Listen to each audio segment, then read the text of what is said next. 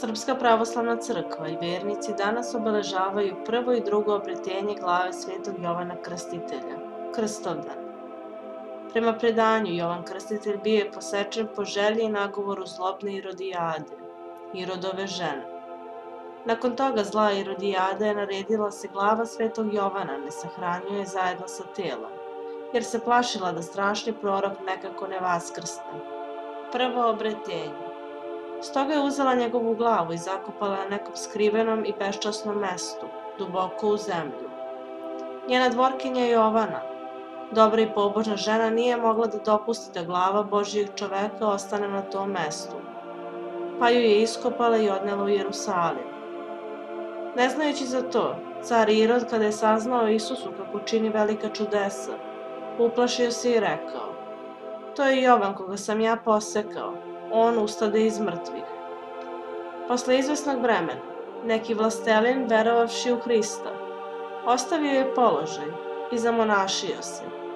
I kao monah s imenom Inkontije, nastanio se na Jelenskoj gori, baš na onom mestu gde je glava Krstiteljeva bila zakopana. Želeći da zida sebi ćeliju, kopajući duboko, našao je zemljani sud i u njemu glavu, za koju mu se javi tajanstveno da je Krstiteljeva. On je celivao i zakopao na tom istom mestu. Drugo obretenje. Na ovaj dan se zato proslavlja prvo i drugo obretenje glave Svetog Jovana Krstitelja, kao pomen na ove događaje.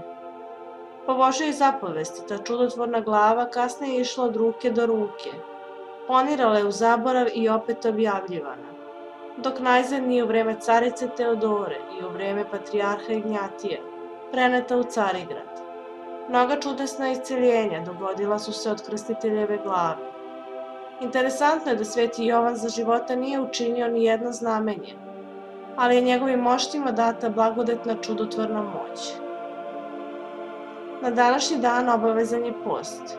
Ko se krstom krsti, taj Krstovdan posti. Evo što osim posta svaki pravoslavni vernik treba da uradi na Krstovdan. Običaji nalažu da se svaki Krstovdan u godini posti zarad dobrog zdravlja porodice.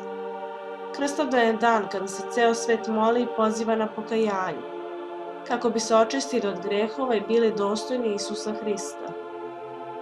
Danas ne smete da radite nikakve teže poslove.